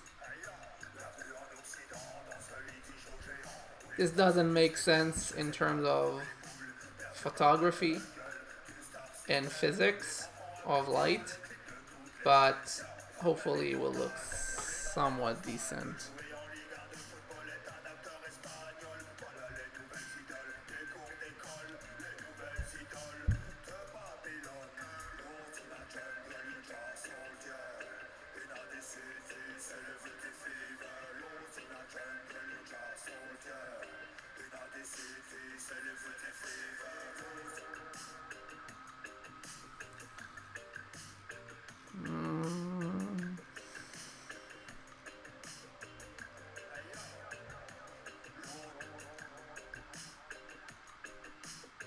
Yeah, so you see, it's like, again, it's kind of like gentle. I think I kind of messed it up. I should have the flare like a bit higher.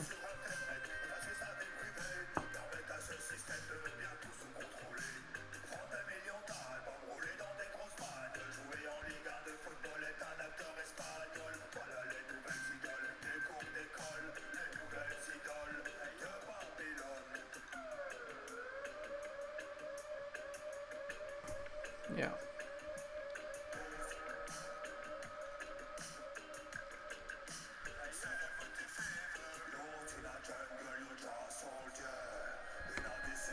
This should be better. It'll definitely be more noticeable. I don't know if it'll be better, but you'll be able to see the flare on kind of like the lens of the camera, so it will look. Again, it's not going to be true to like optics, but oh, I kind of like how he's like cupping the flare in his hand.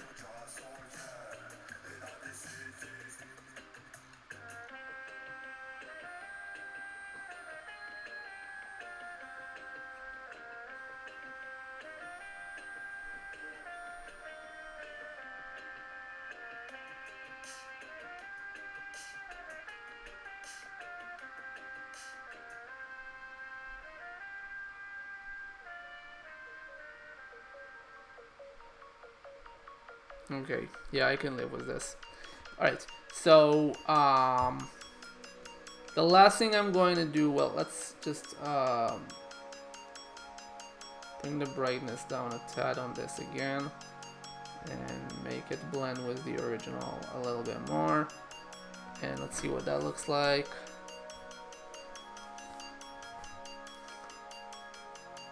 It's just going to help having something like this. So always when you're doing, this is true for Photoshop as well, when you're creating something that's fake and you want to try and sell the fakeness as something real, it's always a good idea to create an effect or some element in the composition that's going to apply to all of the things. So if I was to plant, let's say that I was doing something in Photoshop and I was trying to plant a subject in a background where it doesn't belong. There's all sorts of stuff that you want to do, like you want to adjust the lighting and the shadow, and you want to like match the colors and the saturation and all that stuff. But after all of that is said and done, the best way to make the subject appear organic in the image is to create something that would affect both the background and the planted new subject. So anything, create like throw a lot on there, or adjust the saturation or the exposure or the contrast or anything like that, as long as it applies categorically to all the elements in the image, it will sell your planted subject more than anything else that you can do. And it's the same with this. So having the flare on a subject kind of like sells the motion and helps convince the viewer that this is in fact a video. Obviously, I mean, it's very hard to sell a still as a video because we all live and exist in this world and we're very conditioned to perceive motion. But this is enough to maybe make your subject or make your viewer wonder, oh, is this like a really slowed down video, or is this like a really choppy kind of like old school video? Hopefully at least. Could have done a better job on the animation, but other than that, the elements are mostly there. Okay, so really the last thing that I'm going to do is add grain.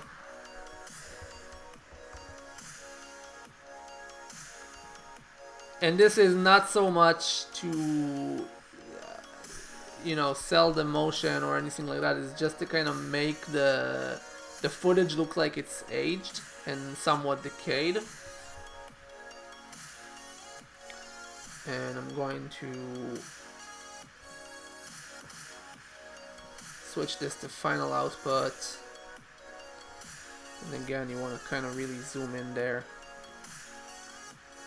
Alright, let's look at the color. We don't want any color. Good. Now let's look at the intensity. Obviously too much. Too little. I don't want to degrade the footage too much to the point where it's like kind of like, yeah, it looks old, but it looks degraded and deteriorated to the point where it's not interesting and enjoyable to watch anymore. Size of the grain. No.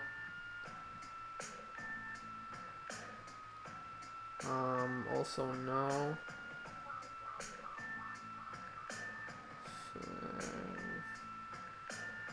I think maybe 600 will be the ticket. Yes. And then softness.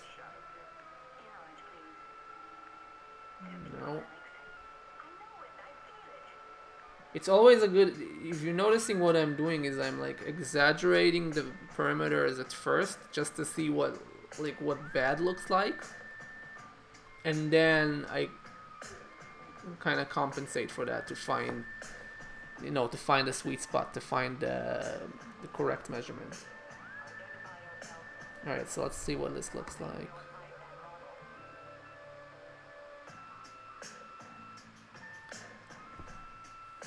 And for those of you who are, this is not what old film grain would look like. This is more like what an old video camcorder grain would look like if you shot this on like you know, a mini DV or something like that. But old is old, so we're going with what we have. There's also like a film, forget what it's called. I think it's called film stain or something like that. But I never get nice results out of that. I'm gonna try it, but I'm usually not happy with what I get with that. Yeah, and the grain always takes forever to render because you're affecting pretty much every pixel in the image.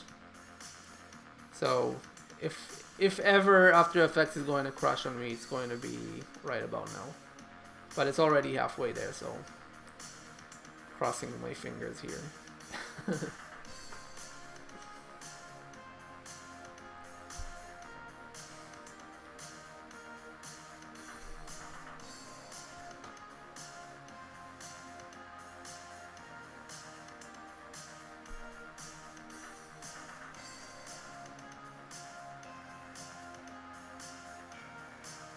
It's like slowing down the closer it gets to the finish line, which is concerning.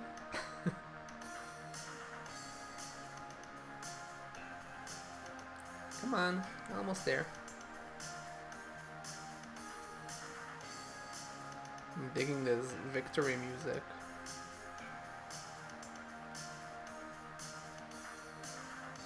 Alright, let's see what we have.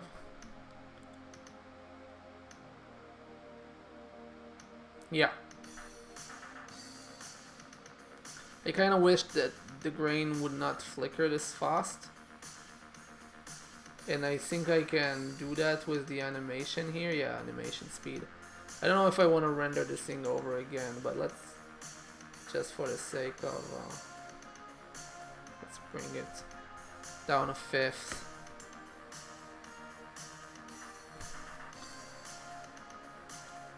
Yeah, I'm not going to attempt, I don't think I'm going to attempt the other film one. The film grain or whatever.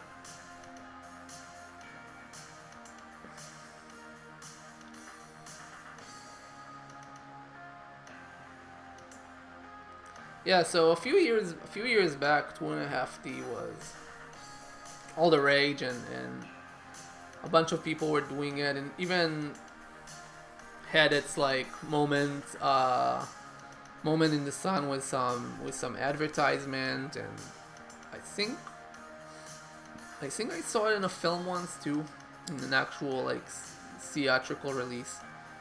Everybody were losing their minds over it, but it's kind of old now.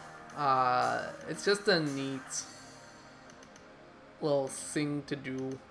Honestly, I just do it because it relaxes me. It's like a very wholesome process, breaking the image into the layers and playing in Photoshop with filling in the background, and then like doing the displacement map is kind of like on the same level as like doing a coloring book for me almost. And then bringing in all in After Effects and seeing the results is like always neat. But I am kind of sick of this now. Like I want to see this thing done at this point. So just bring this down a bit. Make this fit here. Come on, render, damn it. We're almost there. There we go. Okay, so here it is in all its glory. Actually, let's play it in all its glory, all its full glory.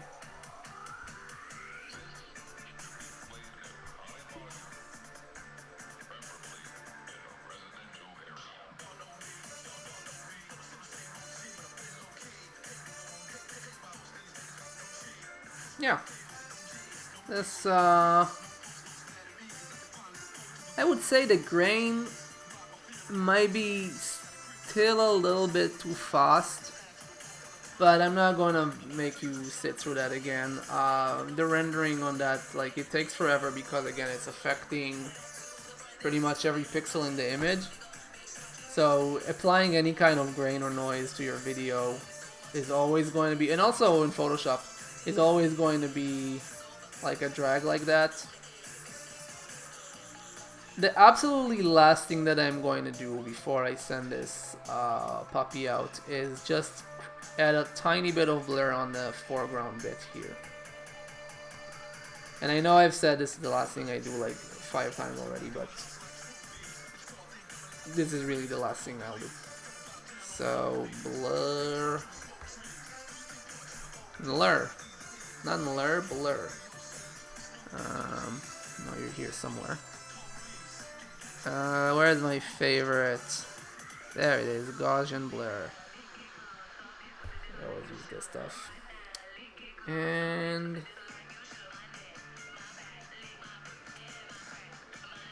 oh, this is a golden oldie. I'm glad I didn't put an age restriction on this video. Let's see. I think this is too much. Maybe 1.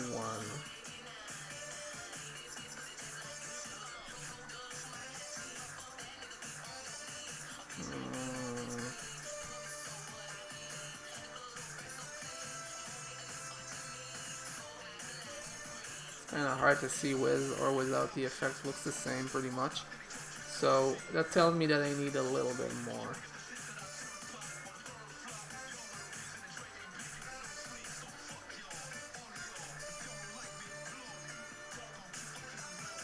Yeah, and that's more than enough. Even 1.2 is going to do it, I think.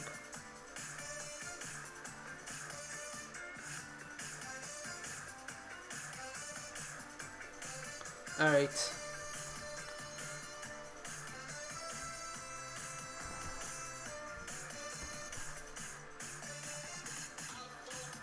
So just going to sell this idea of this like plank being really close to the camera, much more so than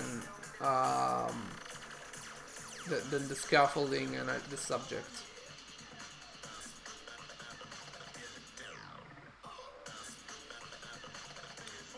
Alright, so it's going to take forever to render again. I think that After Effects is just, at this point, it's just kind of tired. I usually, when you do this sort of stuff, you would want to pre-compose.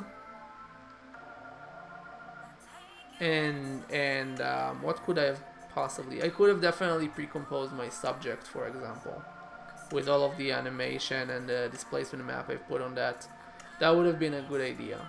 Just pre-compose that, and then rendering would have been a lot faster. But, you know, we're past that point now, so I'm just gonna save it and export it, send it out as a video so that I have it. Just gonna finish for this thing to go, and that'll be that for us, I guess, today.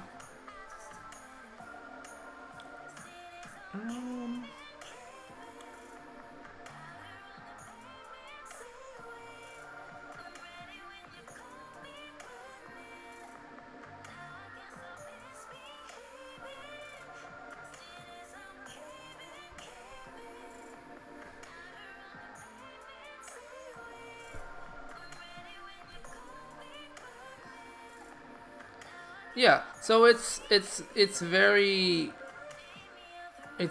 kind of like non-obtrusive, but you can see that the plank is like slightly more blurry than this stuff. It's not quite as blurry as the background, which is fine. The background was blurry in the original image, and it makes sense that it would be blurry because it's way back. But this is the kind of blur that you get when you're too close to the camera and the lens is not in focus. Oh, there's a bit here. Okay. let it finish rendering that, and then send this thing out.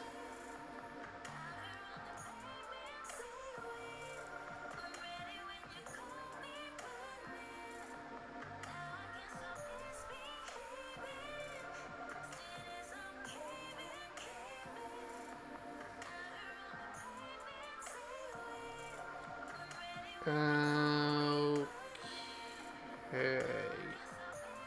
All right. So with that, I'm going to call it a night. Thank you everybody for watching. I hope to see you again next week.